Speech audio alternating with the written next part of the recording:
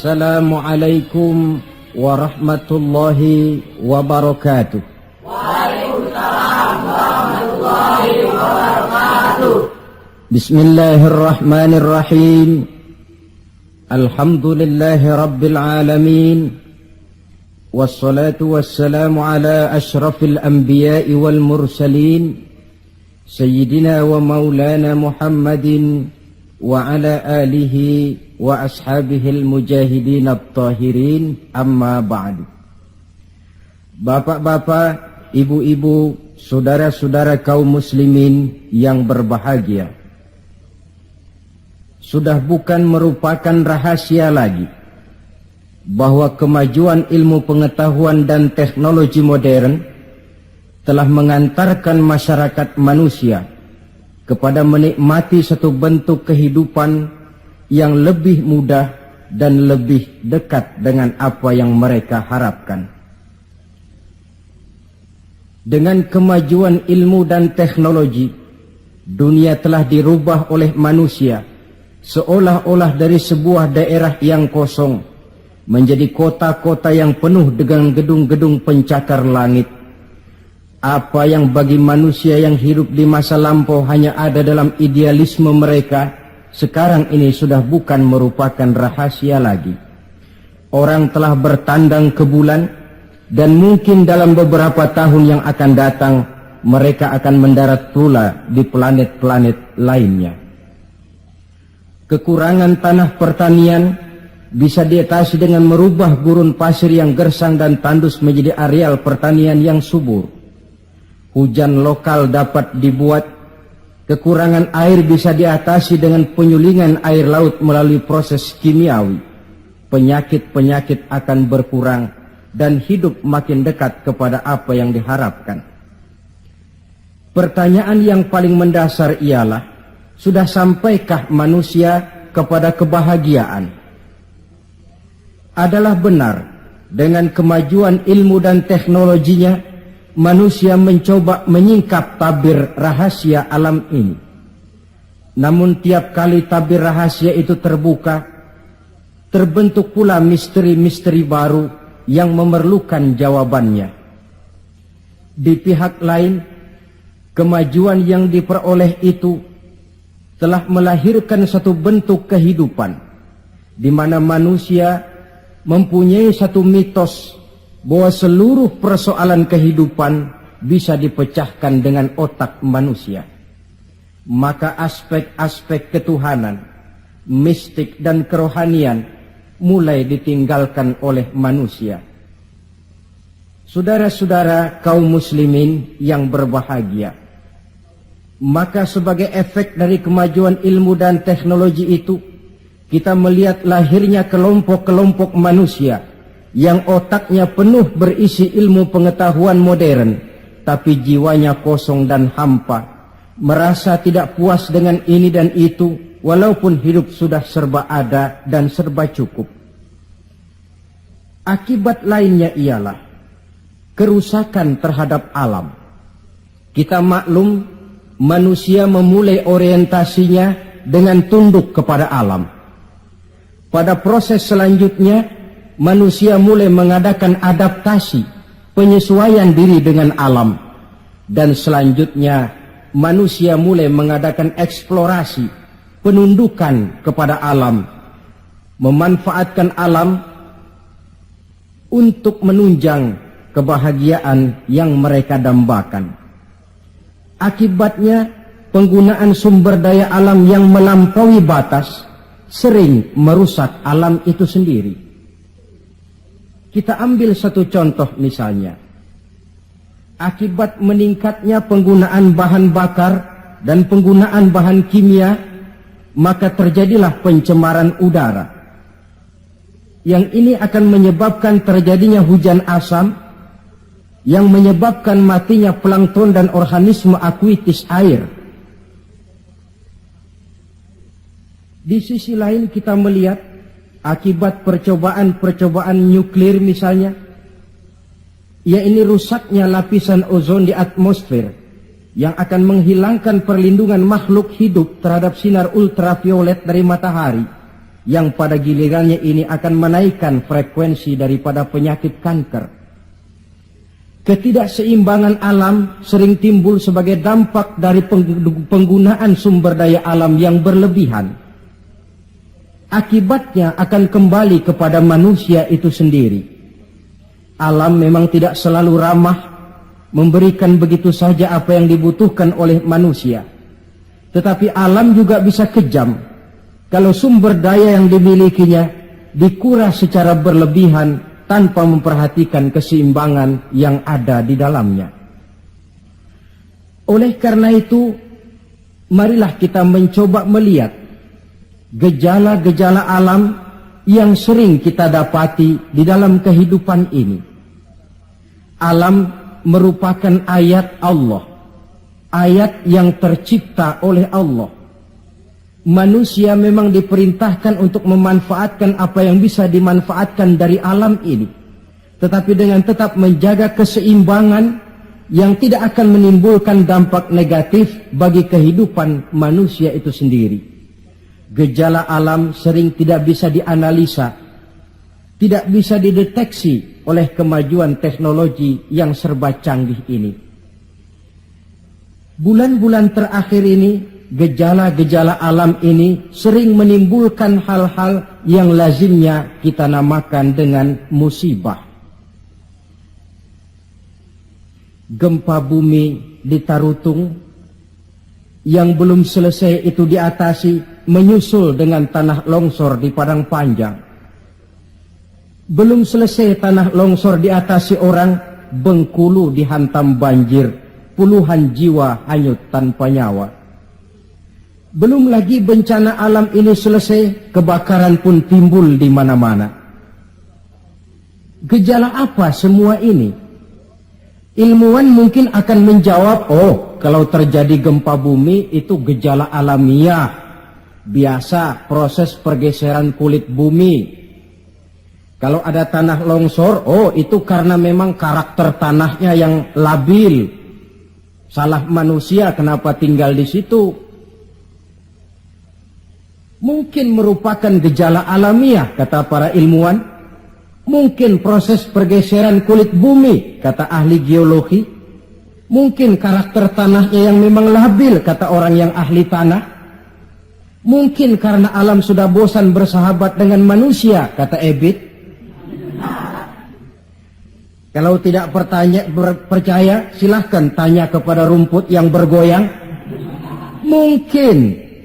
Tetapi pada pertemuan kali ini, saya ingin mengajak kita semua untuk melihatnya dengan kacamata agama. Saya katakan tadi bahwa gejala alamiah sering tidak bisa dideteksi oleh ilmu dan teknologi modern.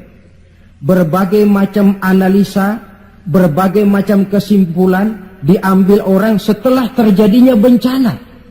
Sebelum terjadinya bencana tidak ada orang bicara soal itu. Sebelum Tarutung dilanda gempa, tidak ada orang cerita macam-macam. Sebelum Padang Panjang dihantam longsor, tidak ada analisa orang tentang karakter tanah yang labil. Setelah banjir terjadi, gempa melanda, topan bertiup, barulah analisa pun bermacam-macam. Maka pada kesempatan ini kita akan melihat gejala ini dengan kacamata agama. Menurut agama, apapun yang menimpa kita lazimnya dinamakan musibah. Musibah ialah ma asaban nasu min khairin aw syarrin. Apapun saja yang menimpa manusia, baik itu merupakan hal-hal yang positif ataupun yang negatif, itu dinamakan musibah. Sesuatu yang menimpa manusia. Tapi dalam proses penggunaannya kemudian, musibah ini lebih ditujukan kepada hal-hal yang sifatnya negatif dan tidak diharapkan oleh manusia. Saudara-saudara kaum muslimin, musibah yang datang menimpa manusia itu bisa merupakan 3 kemungkinan. Kemungkinan pertama sebagai ujian. Kemungkinan yang kedua merupakan teguran. Dan kemungkinan yang ketiga bisa juga merupakan azab. Jadi kalau datang musibah menimpa kita, hal pertama yang harus kita teliti, ini ujian atau teguran atau merupakan azab. Kalau musibah itu menimpa orang-orang yang beriman, petani yang rajin sujud tapi sawahnya dihantam wereng, peladang yang rajin beribadah tapi kebun jambunya dimakan ulat misalnya, itu merupakan ujian. Sebaliknya, seorang mukmin yang gemar melakukan dosa lalu mendapat musibah, itu merupakan teguran agar dia kembali ke jalan yang benar. Sedangkan kalau orang kafir yang mendapat musibah, itu merupakan azab pada kehidupan di dunia ini. Syukurlah kalau musibah yang menimpa kita merupakan ujian. Sebab musibah yang merupakan ujian ini, jikalau kita jalani dengan lapang dada, tetap bertawakal kepada Allah, akan memberikan pahala kepada kita. Apa saja musibah yang merupakan ujian itu? Dalam surah Al-Baqarah ayat 155, Allah subhanahu wa ta'ala menjelaskan, A'udzu billahi minasyaitonir rajim. وَلَنَبْلُوَنَّكُمْ بِشَيْءٍ مِّنَ الْخَوْفِ وَالْجُوعِ وَنَقْصٍ مِّنَ الْأَمْوَالِ وَالْأَنْفُسِ وَالثَّمَرَاتِ. Dan pasti, kata Allah, ada lamu taukid di sini, dan pasti kami akan menguji kamu. Dengan apa?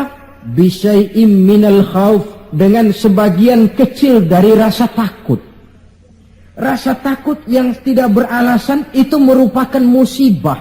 Musibah yang ujian buat orang-orang yang beriman. Kadang dalam hidup ini kita dihinggapi rasa takut. Yang kaya takut jatuh miskin. Yang berpangkat berkedudukan tinggi takut kalau jatuh lagi. Takut pensiun. Takut, dan paling akhir takut mati. Bisyai'im minal khauf, kami coba, kami uji kamu dengan sebagian kecil daripada rasa takut. Wal ju', dan rasa lapar. Kelaparan yang melanda dunia di Ethiopia misalnya, di Bangladesh misalnya, dan di belahan bumi-bumi lainnya. Timbul pertanyaan, di negara-negara komunis itu jelas orangnya tidak bertuhan semua. Tapi jarang yang kedengaran kelaparan. Apa ini? Inilah ujian buat orang-orang yang beriman. Sebagian kecil dari rasa takut dan rasa lapar. Wa naqsim minal amwal, kekurangan harta.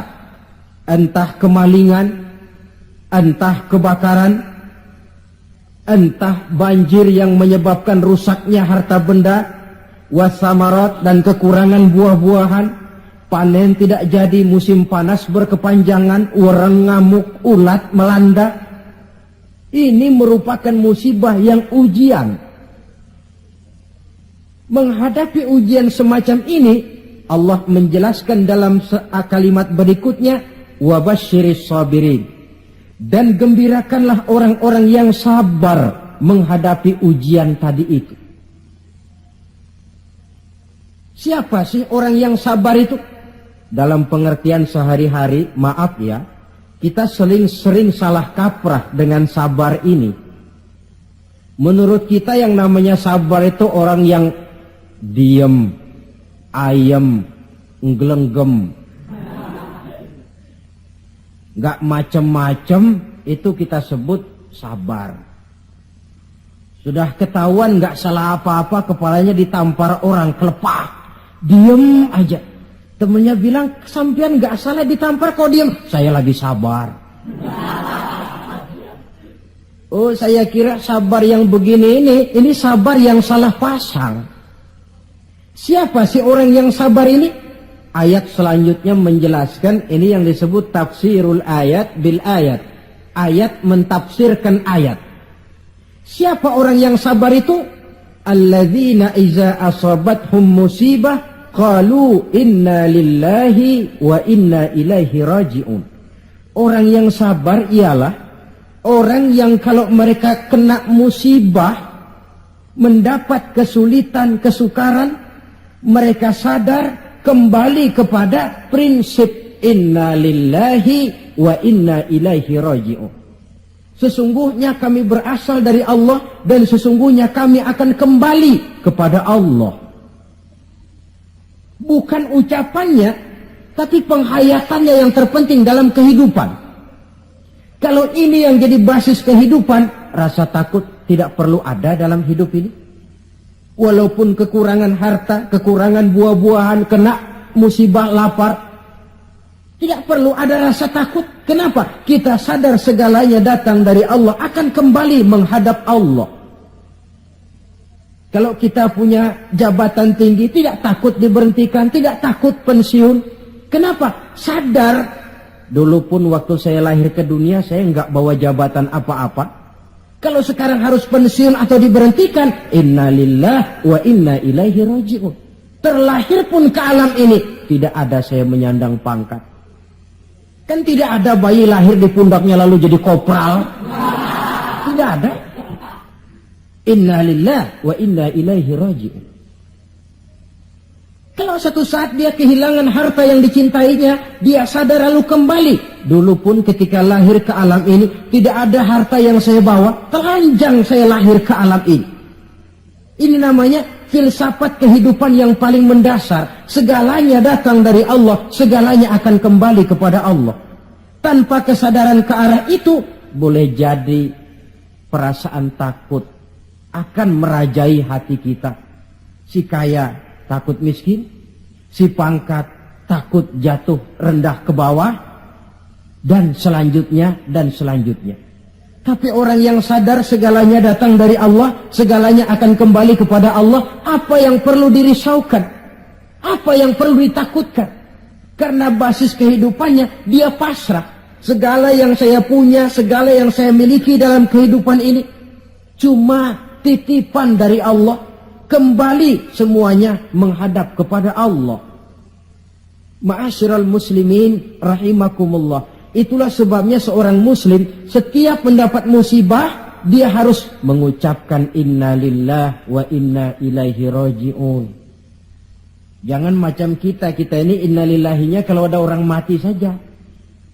Sampai dulu dalam satu pengajian, seorang kiai tanya santrinya, kemana si fulan tidak datang? Kata temannya, si fulan sakit kiai. Kata kiai, innalillah wa inna ilaihi raji'un. Temannya nyaut, kiai belum mati dia.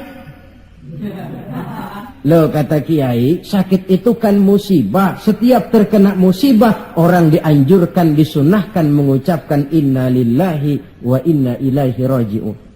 Jadi bukan cuma ucapan bibir yang tidak berakar ke hati, tetapi ucapan bibir yang berakar ke hati lalu diterjemahkan dalam kehidupan. Segalanya datang dari Allah, segalanya pun akan kembali kepada Allah. Marilah kita lihat dalam kehidupan, akibat tidak sadarnya orang kepada innalillahi, gejalanya dalam kehidupan modern ini kan bisa kita lihat. Berapa banyak orang-orang yang tadinya sudah adil, berjuang hendak menegakkan keadilan, tapi di tengah jalan dia bisa berbalik menjadi orang yang justru menginjak-injak keadilan. Berapa banyak orang-orang yang tadinya sudah benar, ingin memperjuangkan kebenaran, di tengah jalan berbalik menjadi orang yang hanya mau benar sendirian, walaupun tidak benar bagi orang lain. Dan berapa banyak orang-orang yang tadinya sudah rela mengorbankan kepentingan pribadi demi kepentingan orang banyak, tapi di tengah jalan dia berbalik menjadi orang yang tidak segan-segan mengorbankan kepentingan orang banyak demi kepentingan pribadi, keluarga, dan golongannya saja. Tepat benar sindiran Allah dalam satu ayat, wa iza massal insana ad-durru da'ana li jambihi aw qa'idan aw qa'ibah. Apabila manusia sedang ditimpa oleh kesulitan, Mereka berdoa kepada kami, mohon agar kesulitannya diangkat oleh Allah. Doa itu diucapkannya dalam keadaan berdiri, pada waktu berbaring, dalam segala posisi, mohon kepada Allah. Falamma kasyafna anhu durrahu, tapi manakala kesulitan yang menimpa mereka sudah kami angkat, kami hilangkan, marra ka'allam yad'una ila durrin massahu, mereka berjalan dengan sombongnya, seolah-olah belum pernah minta tolong kepada kami sebelumnya. Ini gejala manusia sekarang. Kalau kepepet, ya Allah. Dihantam banjir, Allah. Ada kebakaran, Allah. Kena bumi gempa, Allah. Dalam keadaan normal, Allah pun dicampakkan dalam kehidupannya. Na'udzubillah, summa na'udzubillah. Saudara-saudara kaum muslimin yang berbahagia, di zaman Rasulullah sallallahu alaihi wasallam ada seorang sahabat bernama Sa'labah bin Hatib Al-Ansari. Dia orang miskin, tetapi kemiskinannya tidak menghalangi ibadahnya kepada Allah. Salat jamaah tidak pernah ditinggal. Di mana ada Rasul, di situ ada Sa'labah. Cuma Sa'labah ini model. Tiap selesai sholat langsung pulang. Tidak wirid, tidak zikir, tidak doa. Jadi kalau sahabat yang lain selesai sholat Allahumma antas salam, ini Sa'labah malah Allahumma lantas jalan. Tiap selesai sholat. Sampai satu hari baginda Rasul bertanya, "Hei Sa'labah," "Labaik ya Rasulullah." "Kau ini macam orang munafik saja. Apa tidak penting wirid, zikir dan doa? Apa tidak betah kau di masjid?" Sebab orang mukmin di masjid seperti ikan di air. Orang munafik di masjid seperti burung dalam sangkar. Ada enggak burung yang betah di kurungan? Enggak ada, keleparan mau keluar saja. Itu orang munafik di masjid. Panas enggak kerasan. Orang mukmin di masjid seperti ikan dalam air. Apa ada ikan yang enggak betah di air? Ada. Ikan mau mati. Ya kalau ikan sudah enggak betah di air kan ikan mau mati namanya. Kalau orang mukmin sudah enggak kerasan di masjid, jiwanya sudah mau mati itu. Kau ini macam orang munafik saja Sa'labah. Maafkan saya ya Rasulullah. Kenapa? Saya bukan tidak betah di masjid. Lalu bukan pula menganggap doa, wirid dan zikir itu tidak penting. Lalu apa pasalnya? Saya ini orang miskin ya Rasulullah. Saya punya kain satu-satunya, berdua sama istri saya. Jadi waktu saya sholat di maghrib di masjid, istri saya di rumah nungguin giliran kain. Maka saya cepat-cepat pulang, aplusan kain. Oh ini kan kere ini. Oh begitu ya. Lalu gimana? Sekarang gini saja ya Rasul, ini sudah kadang ditanya. Kemarin-marin saya mau minta sendiri, malu. Ini sudah kadang ditanya lah, saya berani. Gimana? Tuankan Rasul. Lalu, namanya Rasul kan doanya jarang meleset. Jadi, tolonglah doakan kepada Allah supaya saya jadi orang kaya. Kalau saya kaya ya Rasul, saya punya kain sendiri, istri punya kain sendiri, asyik saya ibadah, saya akan wirid, saya akan zikir, saya akan tenang di masjid. Biasa, omongan orang belum punya duit. Itu selalu begitu. Sa'labah, kata Rasul, labaik ya Rasulullah. Qalilun tuaddi syukrahu khairun min kasirin la tutiquhu. Sedikit kamu syukuri itu lebih baik daripada banyak tapi kau tidak kuat bawanya. Sedikit kamu syukuri nanti Allah tambah ketimbang banyak tapi kau tidak kuat membawanya, apa gunanya? Kalau memang cuma gelas secangkir dituangi air 1 ember pun lebihnya akan jadi mubazir. Tahu dirilah kita. Begitu ya? Oh ya sudah kalau begitu. Pulang Sa'labah. Besoknya bertemu lagi dengan Rasul. Bagaimana Sa'labah? Sudah ya Rasul. Sudah apa? Sudah saya pikir-pikir. Lalu? Ya syukur sih syukur. Cuma saja kalau kain satu berdua rasa-rasanya repot juga awak nih nak bersyukur. Jadi bagaimana?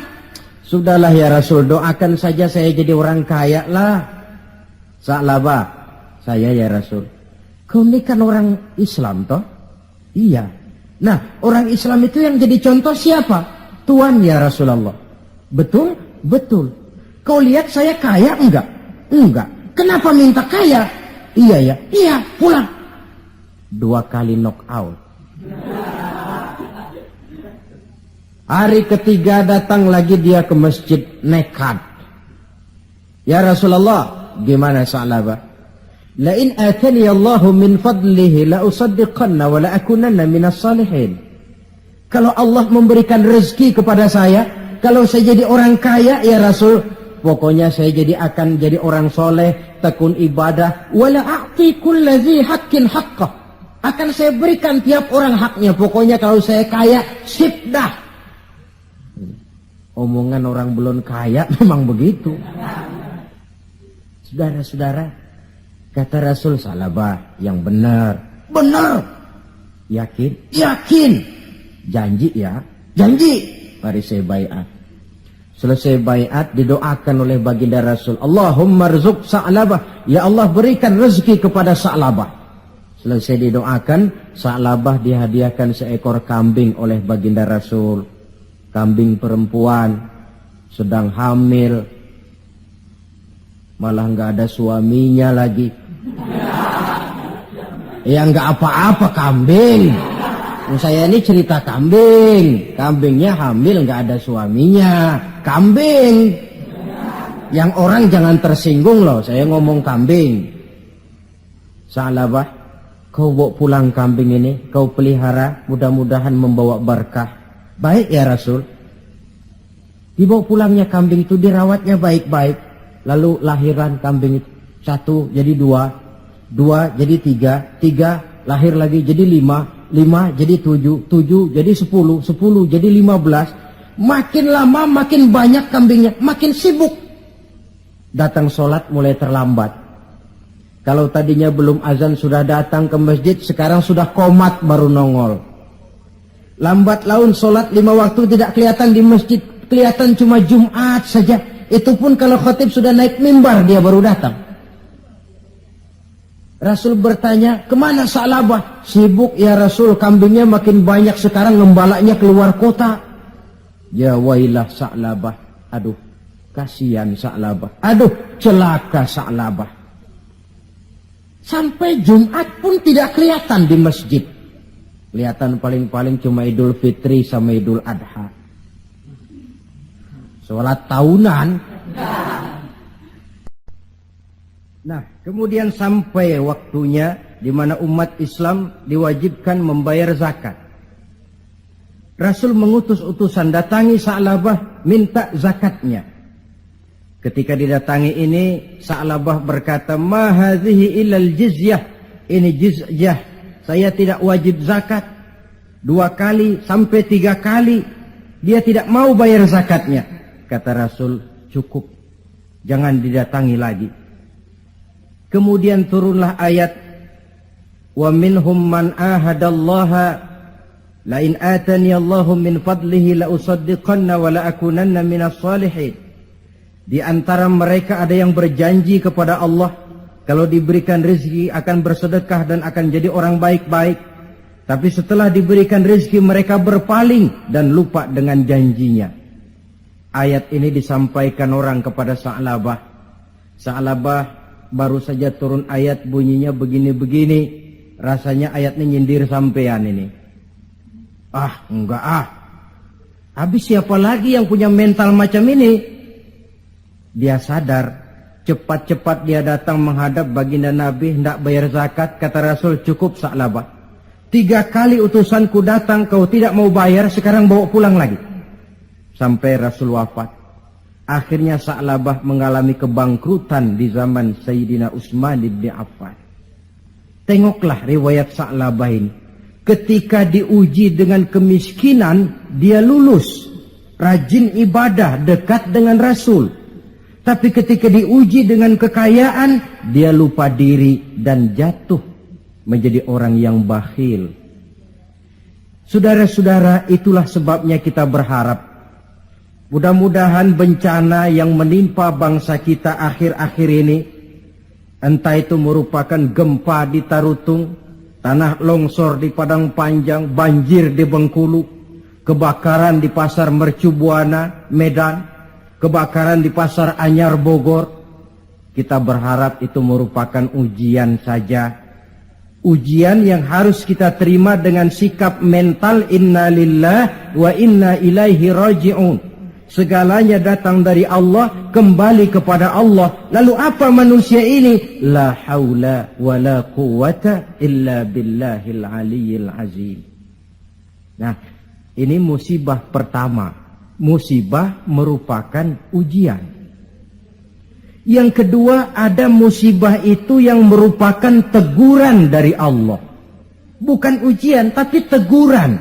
Wong namanya ditegur, tentu karena orang lalai, lupa diri, lengah, sehingga perlu ditegur.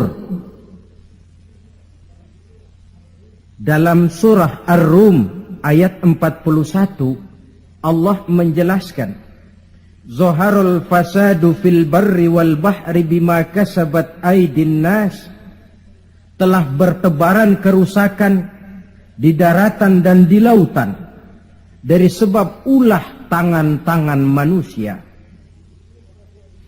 Liyuziqahum ba'dallazi 'amilu la'allahum yarji'un. Agar Allah memberikan kepada mereka sebagian daripada balasan akibat ulah tangan mereka sendiri. Mudah-mudahan dengan balasan dan teguran-teguran ini mereka kembali sadar, ingat diri dan bertaubat kepada Allah Subhanahu wa ta'ala. Telah bertebaran kerusakan di daratan dan di lautan dari sebab ulah tingkah pola tangan manusia. Di awal tadi sudah saya coba jelaskan sepintas. Kemajuan ilmu dan teknologi modern ternyata tidak selamanya punya dampak positif. Juga dia punya dampak negatif yang berakibat kepada kehidupan manusia sendiri. Satu contoh misalnya. Sekarang ini kan orang mulai membuat apa yang disebut dengan rumah kaca. Kalau saudara berjalan melihat bangunan-bangunan tinggi, kan sudah ada yang seolah-olah semuanya ditutup dengan kaca. Memang di lain pihak akan mengurangi penggunaan sumber daya alam yang baku, tapi di lain pihak rumah kaca ini akan menaikkan suhu udara. Akibatnya permukaan air laut akan naik karena mengembangnya air laut.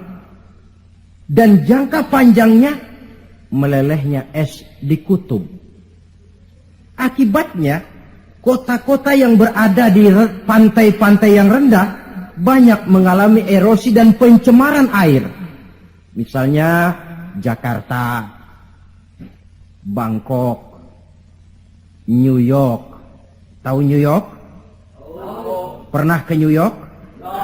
Ke New York belum pernah? Sama.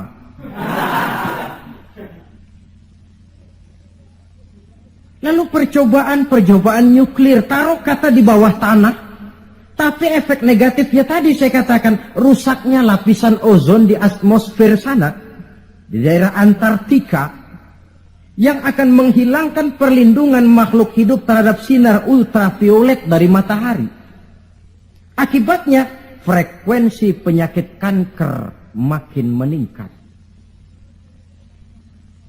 Keperluan akan bahan bakar menyebabkan manusia menebangi hutan semrawut.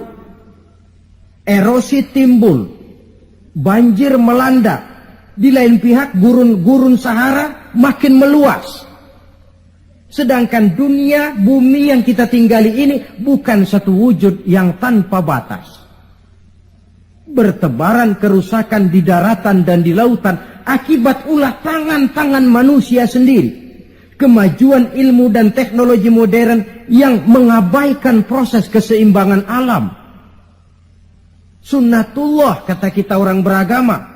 Hukum alam kata orang sekuler. Natural of law katanya, bahasa kerennya. Akibatnya manusia sendiri yang merasakannya. Maka musibah-musibah yang datang ini teguran. Manusia, jangan terlalu mengeruk sumber daya alam. Hai manusia, sadar bahwa kemampuanmu terbatas. Hai manusia, ilmu dan teknologi itu merupakan sedikit sekali dari ilmunya Allah. Tidak wajar lalu meloncat menjadi angkuh dan sombong karena temuan-temuan yang didapatinya di dalam penelaahan ilmiahnya. Ini bencana musibah yang merupakan teguran. Atau di dalam satu masyarakat yang maksiatnya merajalela. Yang ma'ruf jalan, tapi yang munkar juga jalan. Artinya 50-50. Majelis taklim ramai, majelis judi pun makmur. Pondok pesantren hidup, tapi juga tempat-tempat maksiat berjalan. Keseimbangan ini memerlukan teguran. Dan teguran itu sesungguhnya tidak hanya dalam bentuk bencana alam, tapi juga secara pribadi yang ada dalam diri kita. Kalau kulit mulai keriput, teguran itu, awas kereta mau berangkat. Jangan tua-tua keladi nak, makin tua makin menjadi. Sadarlah diri. Kalau uban sudah bertabur, kalau pandangan sudah lamur, kalau pendengaran sudah kabur, kalau makan pun cuma kuat makan bubur, tandalah tuh sudah dekat ke lubang. Awas kereta mau berangkat. Teguran yang datang menimpa diri dalam bentuk yang luas yang merupakan bencana alam, musibah dan sebagainya. Ini bentuk yang kedua, bencana merupakan teguran. Bentuk yang ketiga, ada bencana itu, musibah itu yang merupakan azab dari Allah. Dalam surah Ali Imran ayat 112 Allah Subhanahu wa taala menjelaskan, "Duribat alaihimu dhillatu aynama thuqifu." Dimanapun mereka berada, mereka akan ditimpa oleh kehinaan. Illa bihablim minallah wa hablim minan nas. Kecuali mereka yang teguh berpegang dengan tali Allah, agama ini, wa hablim minan nas, dan tali hidup bermasyarakat. Wa ba'u bighadabim minallah. Mereka akan mendapat murka dari Allah. Wa duribat alaihimul maskana. Juga ditimpakan kehinaan dan kerendahan kepada mereka. Apa penyebabnya? Dzalika biannahum kanu yakfuruna biayatillah wa yaqtuluna al-anbiya'a bighairi haqq. Dzalika bima 'asaw wa kanu ya'tadun. Ada 4 penyebabnya menurut Ali Imran ayat 112 ini. Kenapa ditimpakan kehinaan, kerendahan? Lahir di tengah negara Katulistiwa, bagaikan jamrut mutiara, daerahnya subur makmur, hijau ranau, gemah ripah loh jenawi. Tapi kadang-kadang tertimpa kelaparan, tertimpa ketakutan. Apa penyebabnya? 4 penyebab utama. Pertama, yakfuruna bi ayatillah. Mereka ingkar dengan ayat-ayat Allah. Baik ayat yang terucap oleh Allah yang kita namakan wahyu, Al-Quran, atau ayat yang tercipta oleh Allah, alam ini. Mereka ingkar, mereka ambil manfaat dari alam, mereka kuras alam, tapi mereka tidak pernah syukur kepada Sang Pencipta alam. Kalau bahasa kasarnya kira-kira Tuhan kan jengkel. Bumi gue aja lu manfaatin gue nya, lu gak mau sembah.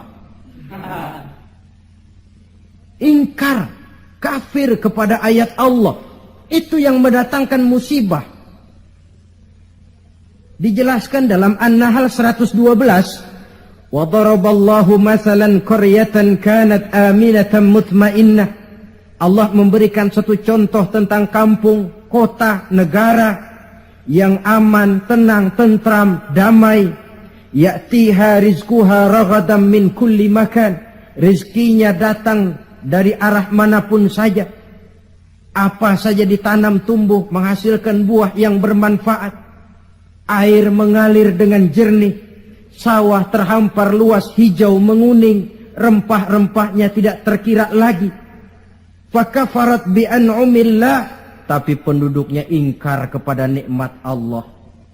Apa yang terjadi? Fa'azaqahallahu libasal ju'i wal khauf bima kanu yasna'un. Akibatnya Allah hantam mereka dengan kelaparan dan ketakutan dari sebab ulah mereka sendiri.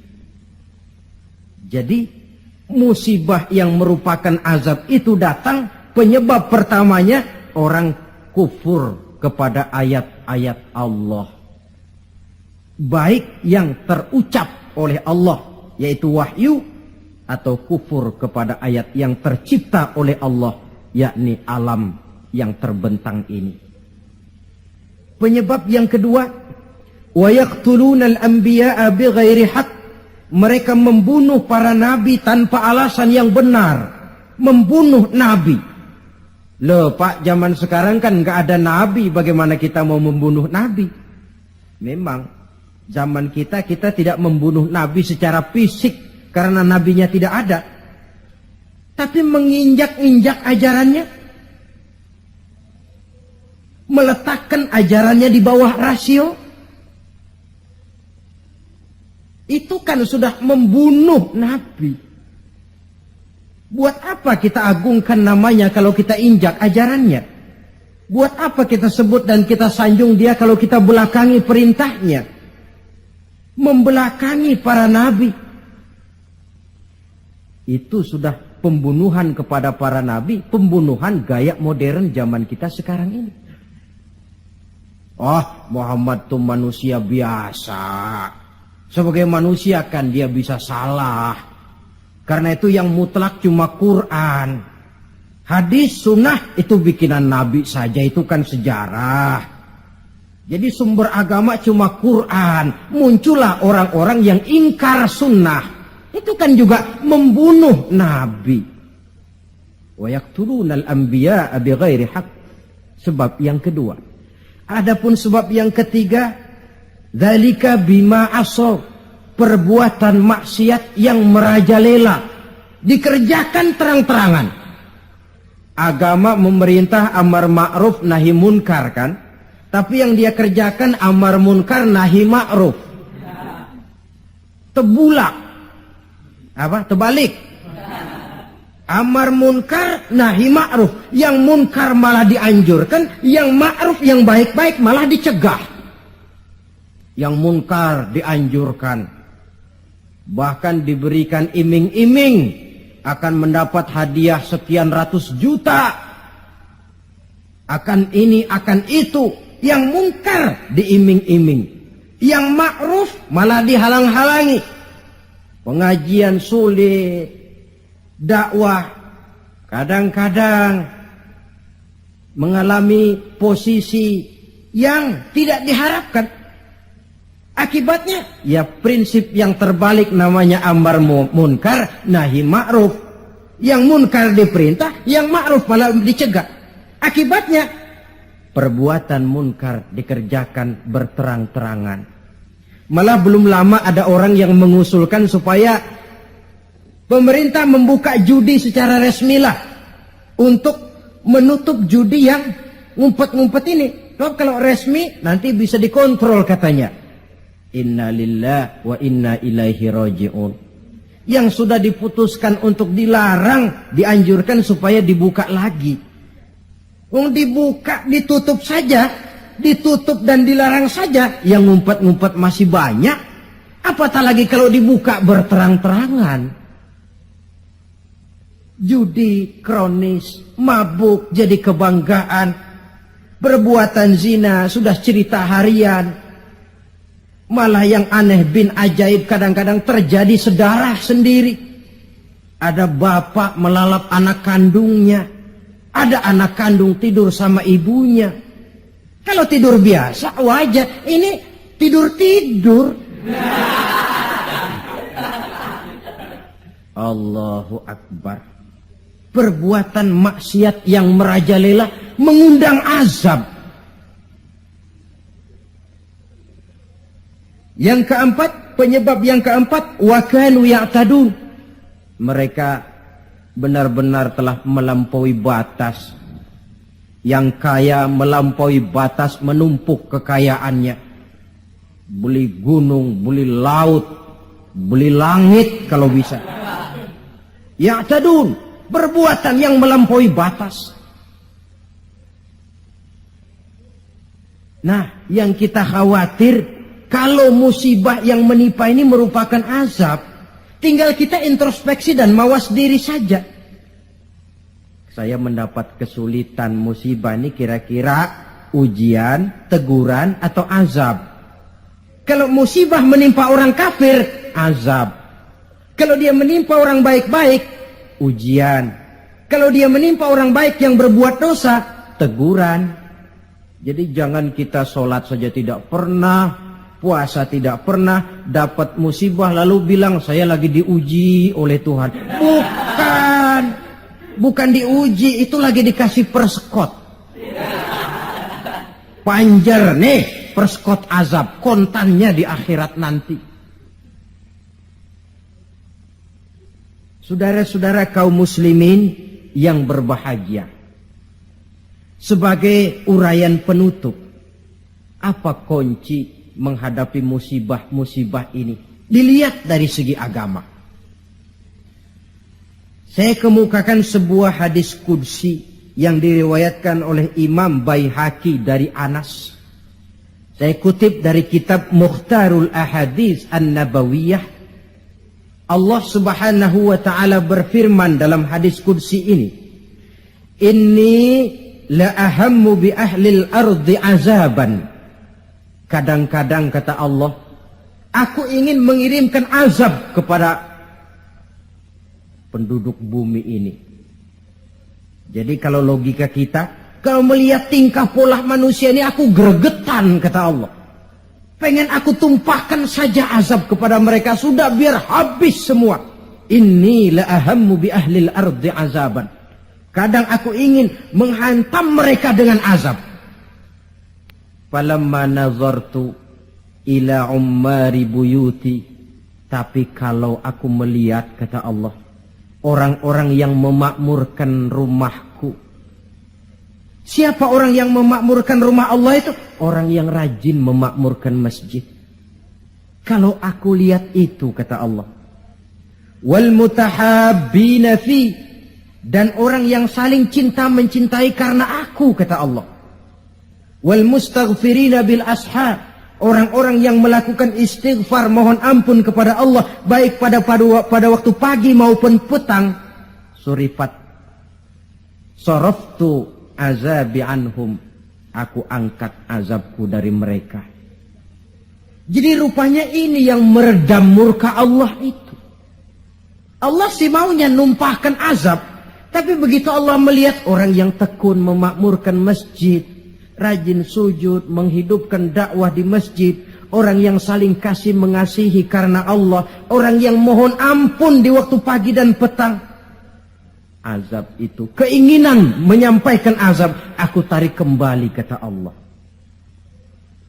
Jadi apa obat pertama? Makmurkan masjid. Jangan sebaliknya. Kalau orang sudah lebih penuh ke gedung bioskop daripada ke masjid, Kalau orang sudah lebih menyukai hidup berfoya-foya ketimbang membantu fakir miskin, yatim piatu dan orang-orang tidak mampu. Kalau koran sudah jadi bacaan wajib sementara Quran cuma sekedar hiasan rak di rumah, tidak ada lagi nanti yang dipandang-pandang Allah. Wal mutahabbina fi, orang yang cinta mencintai karena Allah. Wal mustaghfirina bil ashar, orang yang memohon ampun pada waktu siang dan malam, sore dan pagi. Ini yang meredam murka Allah. Jadi di antara yang harus kita lakukan di dalam memohon kepada Allah agar bencana musibah ini berkurang, apa jalannya? Salah satu di antaranya, pertama memakmurkan masjid. Yang kedua, kalau ngambil istilah yang lagi ngepop, memasyarakatkan istighfar dan mengistighfarkan masyarakat. Jangan cuma olahraga saja di masyarakat. Istighfar. Satu contoh pengalaman. Beberapa waktu yang lalu kan Gunung Galunggung meletus toh. Meletus apa meletus? Meletus. Di kaki Gunung Galunggung, di desa yang namanya Kikisik, tinggal seorang ajengan, kiai kalau di Jakarta bilang, ajengan Sadili. Beliau belum lama meninggal dunia. Orang lain pindah, beliau tenang saja di situ. Pesantren, masjid, komplek perumahan. Saya pernah berziarah ke tempat beliau pada saat gunung sedang aktif, meletus. Saya tanya, ajengan, apa ndak kepengen hijrah? Hijrah? Iya. Saya malah menganjurkan, kata beliau. Tapi hijrah yang saya anjurkan itu pindah dari maksiat kepada taat. Pindah dari jauh kepada Allah menjadi dekat dengannya. Pindah dari menentang Allah menjadi taat kepadanya. Pindah dari malas ibadah menjadi rajin ibadah. Hanya dengan hijrah macam ini insya Allah Galunggung reda. Sebab siapa sangka dia bakal meletus. Tidak diawasi. Tidak masuk gunung yang frekuensinya itu membahayakan dalam waktu singkat seperti Anak Krakatau atau Merapi. Tahu-tahu meletus. Dan letusannya cukup lama, memakan waktu 1 bulan lebih. Ndak, saya bilang ajengan, maksud saya hijrah pindah tempat tinggal ini bahaya kelas 1. Kalau lahar jatuh habis ini. Lalu beliau membacakan satu ayat yang saya tercenung. Apa ayat yang beliau baca? Wa ma kana li nafsin an tamuta illa biiznillah. Tidak ada orang akan mati kalau bukan dengan izin Allah. Biar saya tetap di sini, kalau Allah tidak izinkan saya mati, insya Allah saya selamat. Lantaran yang ngomong kiai, ahli ibadah, saya setuju. Tapi kalau yang ngomong okem, biar saya di sini, kalau Allah nggak izinkan kan saya selamat. Alah, jangan bertingkah lah, pindah aja.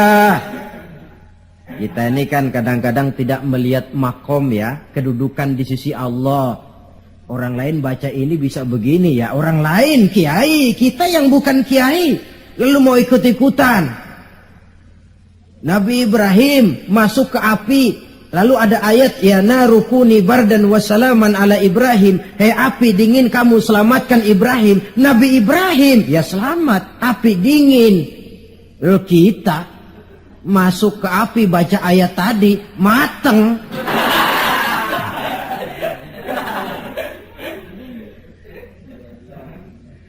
Dan memang lahar yang jatuh itu menyingkir. Rumah Pak Kiai itu dilewati saja oleh lahar, tidak masuk ke dalamnya. Ya Allah, saya teringat hadis qudsi ini. Orang yang tekun memakmurkan masjid, orang yang kasih mengasihi karena Allah, orang yang beristighfar di waktu pagi dan petang, di kala siang dan malam, di tengah maksiat melanda kehidupan, di kala orang lupa diri dan lupa daratan, hancur di meja judi, hanyut dalam botol-botol minuman keras, terlena di tempat-tempat pelacuran, dinina bobokkan oleh korupsi dan penyalahgunaan jabatan dan wewenang. dan segala macam perbuatan-perbuatan yang melampaui batas. Mereka yang tekun memakmurkan masjid, kasih mengasihi karena Allah, melaksanakan istighfar. Mereka ini yang meredam murka Allah. Disadari atau tidak, kita hutang jasa kepada mereka ini.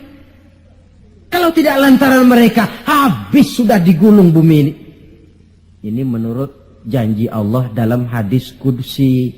Karena analisa yang kita pegang ini analisa agama.